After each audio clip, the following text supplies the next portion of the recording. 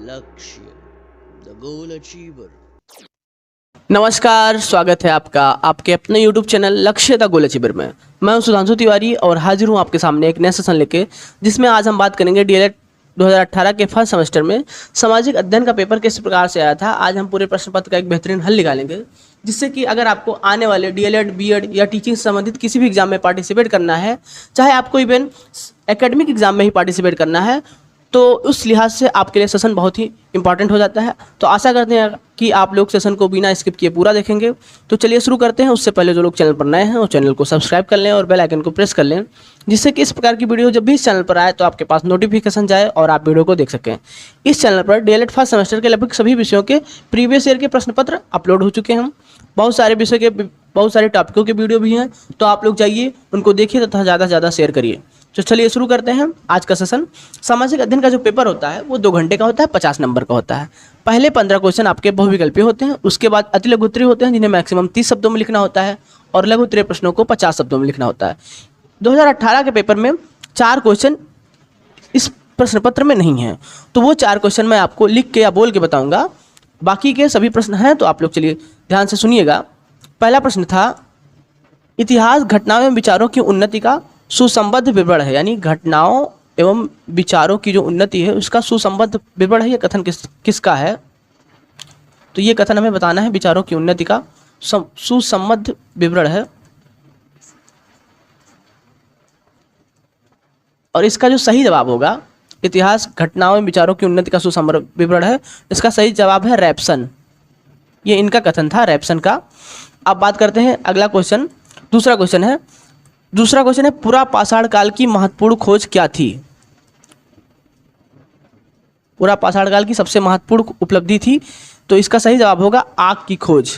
पूरा पाषाण काल में आग की खोज हो गई थी, लेकिन इसका सही से उपयोग मानव जो है मध्य पाषाण काल में ही करना सीख पाया था। पूरा पाषाण काल में केवल आग की खोज हुई थी।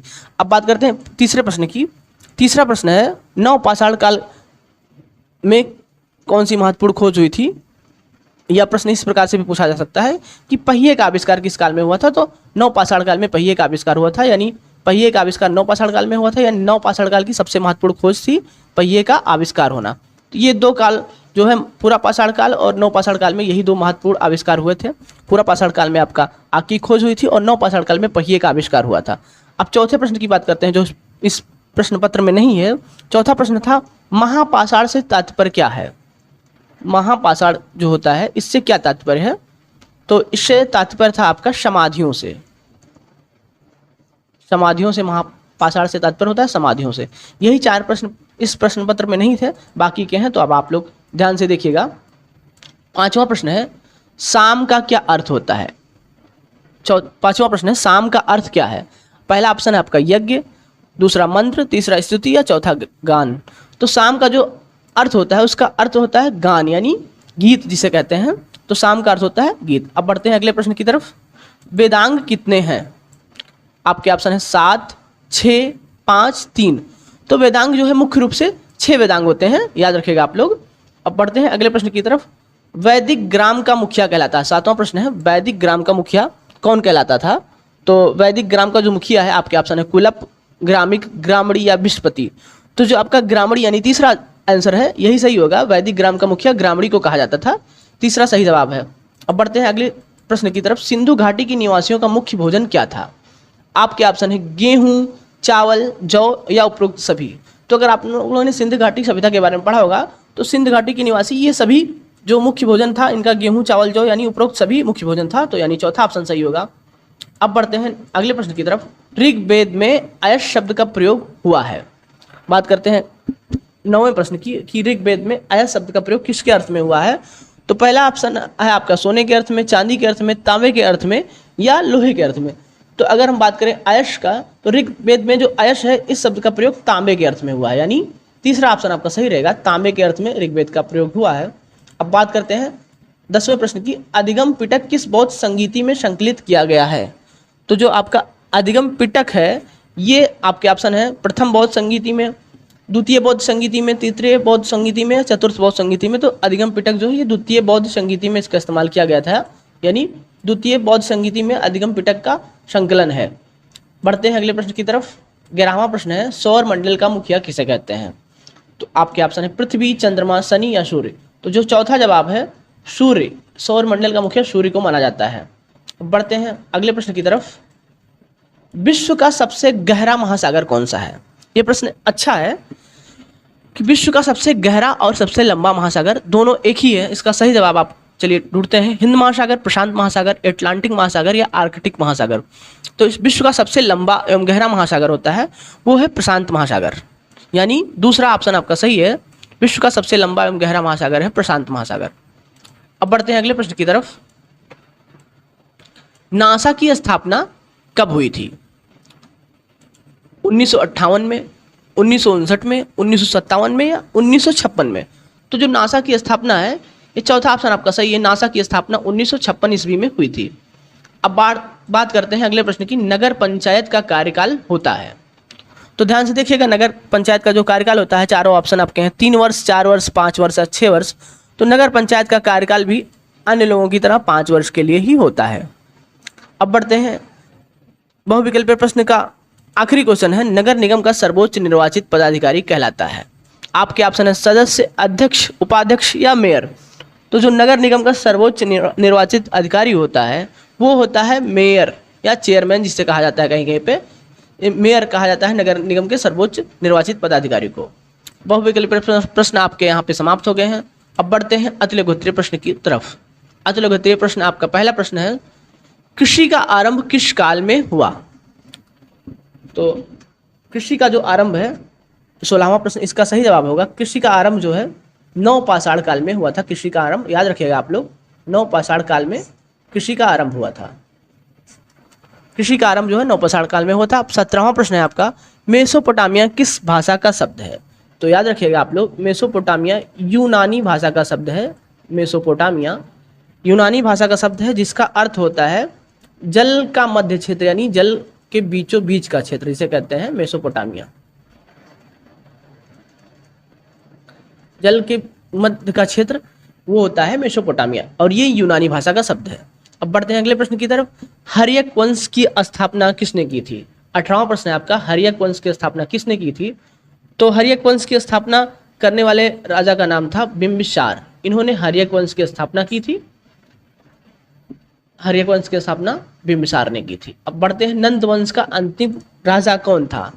तो 19वां प्रश्न है, नंद वंश का जो अंतिम राजा कौन था? तो इसका सही जवाब होगा नंद वंश का अंतिम राजा घनानंद था। आप लोग याद रखिएगा, नंद वंश का अंतिम राजा घनानंद था।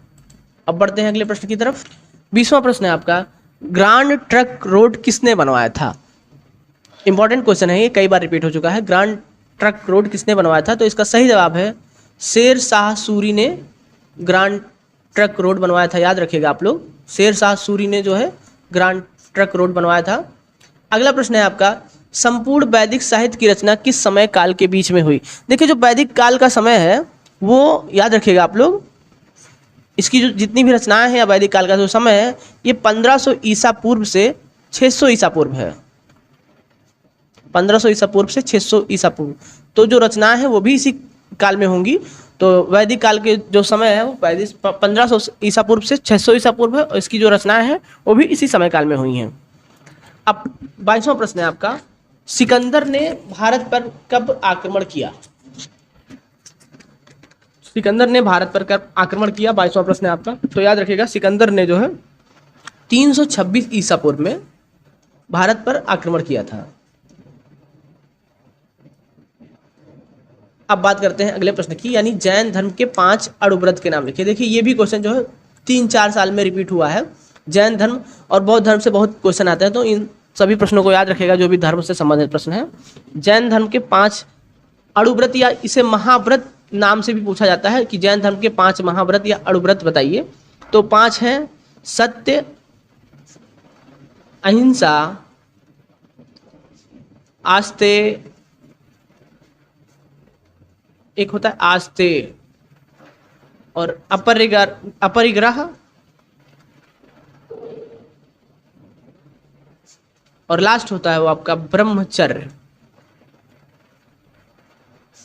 यानी जैन धर्म के 5 महाव्रत या महाव्रत हैं, सत्य, अहिंसा, आस्ते, ब्रह्मचर्य, अपरिग्रह। ये 5 महाव्रत हैं या अणुव्रत नाम से भी पूछा जाता है। अब बात करते हैं बौद्ध धर्म का मूल आधार क्या था। तो याद रखिएगा बौद्ध धर्म का मूल आधार था अहिंसा। अहिंसा ही जैन धर्म का मूल आधार था। अब अगला प्रश्न है मापन के अनुसार यानी मापक के अनुसार मानचित्र कितने प्रकार के होते हैं, उनके नाम लिखने हैं हमें। तो देखिए मापक के अनुसार मानचित्र जो है मुख्य रूप से 2 प्रकार के होते हैं। पहला होता है दीर्घ मापनी मानचित्र और दूसरा होता है लघु मापनी मानचित्र। तो मापन के अनुसार मुख्य रूप से 2 प्रकार के मानचित्र होते हैं। पहला होता है दीर्घ मापनी मानचित्र और दूसरा होता है लघु मापनी मानचित्र। अब बात करते हैं 26वें प्रश्न की, 2 अक्षांशों के बीच की दूरी कितनी है। इंपॉर्टेंट प्रश्न है, ये भी बढ़िया प्रश्न है। 2 अक्षांशों के बीच की दूरी कितनी है। तो याद रखिएगा आप लोग 2 अक्षांशों के बीच की दूरी की अगर हम बात करें 26वें प्रश्न की, तो 2 अक्षांशों के बीच की दूरी जो होती है वो होती है 111 किलोमीटर। अब बात करते हैं अगले प्रश्न की, ग्लोब किसका प्रतिरूप है। तो आप लोगों को मालूम होगा जो ग्लोब होता है ये पृथ्वी का प्रतिरूप होता है। पृथ्वी का एक प्रकार का प्रतिरूप होता है ग्लोब। पृथ्वी का आकार भी गोल होता है, ग्लोब का आकार भी गोल होता है। और पृथ्वी पर जितने भी संसार के देश हैं या जो भी परिस्थितियां हैं पृथ्वी पर, आपके झरने, तालाब, महासागर, द्वीप, सभी का वर्णन जो है ग्लोब पे किया जाता है। जैसे पृथ्वी में है सेम टू सेम ग्लोब पर है, इसलिए पृथ्वी को जो है ग्लोब को जो है पृथ्वी का प्रतिरूप कहा जाता है। अब बात करते हैं 28वें प्रश्न की, नगर निगम के आय के स्रोत लिखिए। देखिए ये प्रश्न जो है 2016 में, 2018 में और 2019 में भी पूछा गया है। नगर निगम के आय के स्रोत लिखिए। तो नगर निगम का जो आय का स्रोत होता है, पहला तो होता है राज्य से जो अनुदान मिलता है उससे उसका आय होता है, राज्य से मिले अनुदान से। और दूसरा वो जनता से जो कर वसूलता है नगर निगम, बहुत सारे कर ले जाते हैं जो शहरी इलाके होते हैं उनमें जनता से कर ले जाते हैं। आपका हाउस टैक्स होता है और नगर पालिका जहाँ पे होती है सफाई का जितने भी हाउस होल्ड टैक्स होता है, और आपका पानी के लिए टैक्स लेते हैं, बिजली के लिए टैक्स लेते हैं। तो ये सब नगर निगम के जितने भी हैं ये सब आय के स्रोत हैं। जनता से जो कर लिया जाता है, मुख्य रूप से राज्य से अनुदान मिलता है और जनता से जो कर लिया जाता है यही नगर निगम के आय के स्रोत होते हैं। अब बढ़ते हैं 29वें प्रश्न की तरफ, यानी जिले में परिवार कल्याण का कार्य कौन करवाता है। तो बढ़िया प्रश्न है ये भी 29वां। जिले में जितने भी परिवार का कार्य करवाता है वो मुख्य चिकित्सा अधिकारी करवाता है। मुख्य चिकित्सा अधिकारी, हर जिले में एक मुख्य चिकित्सा अधिकारी होता है, वो जितने भी परिवार कल्याण के कार्य होते हैं वही करवाता है मुख्य चिकित्सा अधिकारी। और इसे जो है इंग्लिश में CMO भी कहा जाता है, यानी चीफ मेडिकल ऑफिसर। ये जितने भी मुख्य परिवार कल्याण के कार्य होते हैं पूरे जिले में मुख्य चिकित्सा अधिकारी करवाता है। अब बात करते हैं इस प्रश्न पत्र के लास्ट प्रश्न की, फरवरी कितने वर्ष के बाद 29 दिन की होती है। तो आप लोगों को मालूम होगा फरवरी जो है 4 वर्ष के बाद 29 दिन की होती है। तो ये थे 2016 के जितने भी प्रश्न पत्र थे उनका एक बेहतरीन सोल्यूशन था। उम्मीद करते हैं आपको पसंद आया होगा। ये 2018 का जो है प्रश्न पत्र का सोल्यूशन था, उम्मीद करते हैं आपको पसंद आया होगा। तो चलिए अगर आपको वीडियो अच्छा लगा होगा तो ज़्यादा से ज़्यादा लोगों तो शेयर करिएगा। धन्यवाद।